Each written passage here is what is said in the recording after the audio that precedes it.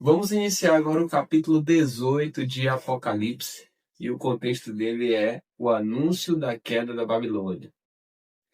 Depois destas coisas vi descer do céu outro anjo, que tinha grande autoridade, e a terra se iluminou com a sua glória.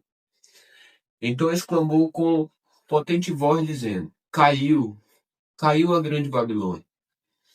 Ela se tornou morada de demônios, refúgio de toda espécie de espírito imundo e esconderijo de todo tipo de ave imunda e detestável, pois todas as nações beberam do vinho do furor da sua prostituição. Com ela se prostituíram os reis da terra. Também os mercadores da terra se enriqueceram à custa da sua luxúria. Ouvi outra voz do céu dizendo: Saiam dela, povo meu, para que vocês não sejam cúmplices em seus pecados e para que os seus flagelos não caiam sobre vocês, porque os pecados dela se acumularam até o céu, e Deus se lembrou das injustiças que ela praticou. Retribuam-lhe como também ela retribuiu. Paguem-lhe em dobro segundo as suas obras, e no cálice em que ela misturou bebidas, misturem dobrado para ela. O quanto a si mesma glorificou e viveu em luxúria, deem a ela em igual medida tormento e pranto, porque ela pensa assim: estou sentada como rainha, não sou viúva, nunca saberei o que é pranto. Por isso, em um só dia sobrevirão os seus flagelos, morte, pranto e fome, e será queimada no fogo, porque poderoso é o Senhor Deus que a julga. A partir do versículo 9, o contexto é os lamentos dos admiradores da Babilônia. Os reis da terra, que com ela se prostituíram e viveram em luxúria, vão chorar e se lamentar por causa dela, quando virem a fumaça do seu incêndio. E, conservando-se de longe com medo do seu tormento, dizem: Ai, ai de você, grande cidade, Babilônia, cidade poderosa, pois em uma só hora chegou o seu juízo. E, por causa dela, choram e pranteiam os mercadores da terra, porque ninguém mais compra a sua mercadoria. Mercadoria de ouro, de prata, de pedras preciosas, de pérolas, de linho finíssimo, de púrpura, de seda, de escarlate e toda espécie de madeira odorífera, todo gênero de objeto de marfim, toda qualidade de móvel, de madeira cara, de bronze, de ferro e de mármore, a canela de cheiro, especiarias, incenso, perfume, mirra, vinho, azeite, boa farinha, trigo, gado e ovelhas, e de cavalos, de ferruagens, de escravos e até almas humanas. Eles dizem: o fruto que tanto lhe apeteceu se afastou de você, e para você se extinguiu tudo o que é delicado e esplêndido, e nunca mais serão achados. Os mercadores destas coisas que, por meio delas, se enriqueceram ficarão de longe, com medo do seu tormento, chorando e pranteando, dizendo: Ai, ai da grande cidade que estava vestida de linho finíssimo, de púrpura e de escarlate, enfeitada com ouro, pedras preciosas e pérolas, porque em uma só hora ficou devastada tamanha riqueza. E todos os pilotos e todos aqueles que viajam pelo mar, e marinheiros, e os que ganham a vida no mar, ficaram de longe. Então, vendo a fumaça do seu incêndio, gritavam: Que cidade se compara à grande cidade? Lançaram pó sobre a cabeça e, chorando e pranteando, gritavam: Ai, ai da grande cidade na qual se enriqueceram todos os que possuíam navios no mar, à custa da sua riqueza, porque em uma só hora foi devastada. Alegrem-se por causa dela, ó céus, e também vocês, santos, apóstolos e profetas, porque Deus julgou a causa de vocês contra ela. A partir do versículo 22, o contexto é a ruína da Babilônia, é completa e definitiva. Diz assim: Então um anjo forte levantou uma pedra do tamanho de uma grande pedra de moinho e lançou-a no mar, dizendo: Assim, com ímpeto, será lançada a Babilônia, a grande cidade, e nunca mais será achada. Em você nunca mais será ouvido o som de arpistas, de músicos, de tocadores de flauta e de trombeta. Em você nunca mais se achará artífice nenhum de qualquer arte que seja, e nunca mais se ouvirá em você o ruído de pedra de moinho. Também nunca mais brilhará em você a luz de uma lamparina, e nunca mais se ouvirá em você uma voz de noivo ou de noiva, pois os seus mercadores foram os grandes da terra, porque com a sua feitiçaria você seduziu todas as nações. E nela foi encontrado o sangue de profetas, de santos e de todos os que foram mortos sobre a terra. Vamos ler agora o capítulo 19 de Apocalipse. A partir do versículo 1 diz assim: Depois destas coisas, ouvi no céu o que parecia ser a voz forte de uma grande multidão, dizendo: Aleluia! A salvação e a glória e o poder são do nosso Deus, porque verdadeiros e justos são os seus juízos. Pois julgou a grande prostituta que corrompia a terra com sua prostituição, e das mãos dela vingou o sangue dos seus servos. E disseram pela segunda vez: Aleluia! E a sua fumaça sobe para todo sempre. Os 24 anciãos e os 4 seres viventes se prostraram e adoraram a Deus que está sentado no trono, dizendo: Amém, Aleluia. A partir do versículo 5, o contexto é as bodas do Cordeiro. E do trono saiu uma voz que dizia: Louvem o nosso Deus todos vocês, os seus servos, todos os que temem, os pequeninos e os grandes. Então ouvi o que parecia ser a voz de uma grande multidão, uma voz como de muitas águas e como de fortes trovões, dizendo: Aleluia, pois reina o Senhor nosso Deus, o Todo-Poderoso. Alegremo-nos, exultemos e demos-lhe glória, porque chegou a hora das bodas do Cordeiro e a noiva dele já se preparou.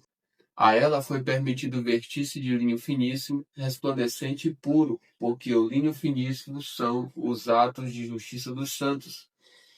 Então o anjo me disse: Escreva: Bem-aventurados aqueles que são chamados à ceia das bodas do Cordeiro.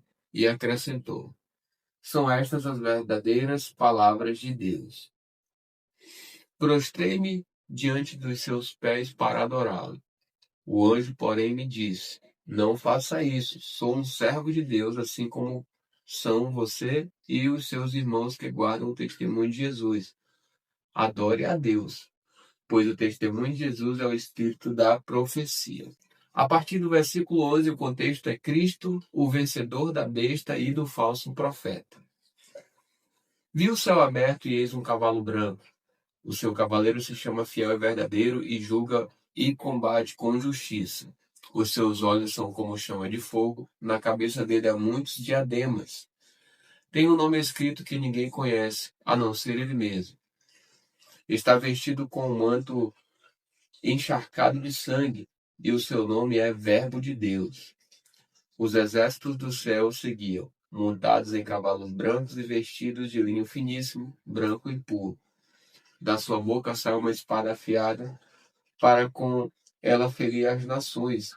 Ele mesmo as regará com o cetro de ferro, e ele mesmo é o que pisa o lagar do vinho do furor da ira do Deus Todo-Poderoso.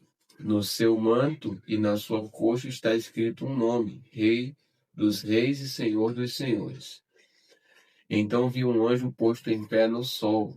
Ele gritou com voz forte, dizendo a todas as aves que voam pelo meio do céu: Venham, reúnam-se para a grande ceia de Deus, para comer carne de reis, carne de comandantes, carne de poderosos, carne de cavalos e seus cavaleiros, carne de todos, quer livres, quer escravos, tanto pequenos como grandes.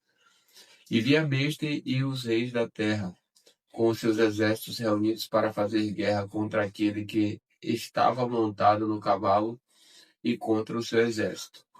Mas a besta foi presa, e com ela foi preso o falso profeta, que, com os sinais feitos diante da besta, seduziu aqueles que receberam a marca da besta e eram os adoradores da sua imagem.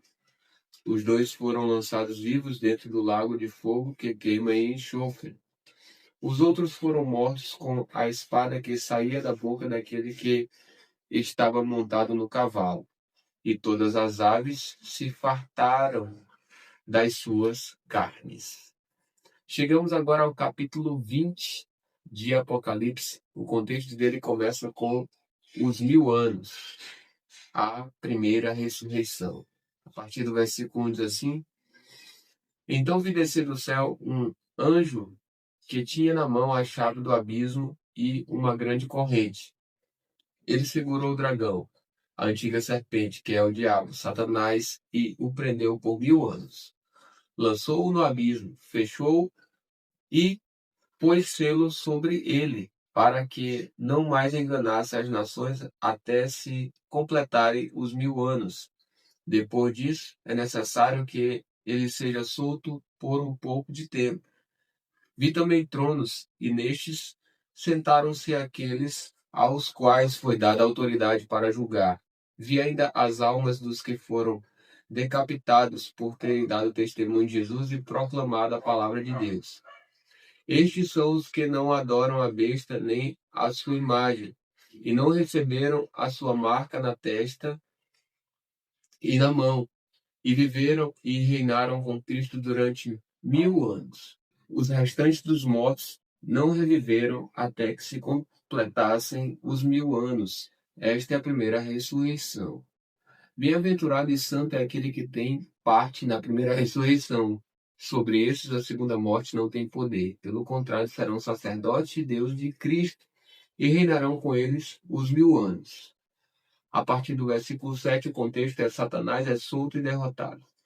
Quando, porém, se completarem os 1000 anos, Satanás será solto da sua prisão e sairá para enganar as nações que estão nos 4 cantos da terra, Gog e Magog, a fim de reuni-las para a batalha. O número dessas é como a areia do mar. Marcharam então pela superfície da terra e cercaram o acampamento dos santos e a cidade amada. Porém desceu fogo do céu e os consumiu. O diabo, que os tinha enganado, foi lançado no lago de fogo e enxofre, onde já se encontram a besta e o falso profeta, e serão atormentados de dia e de noite para todo sempre. A partir do versículo 11 é o juízo de Deus. Vi um grande trono branco e aquele que está sentado nele. A terra e o céu fugiram da presença dele, e não se achou lugar para eles. Vi também os mortos, os grandes e os pequenos que estavam em pé diante do trono. Então foram abertos livros. Ainda outro livro, o livro da vida, foi aberto.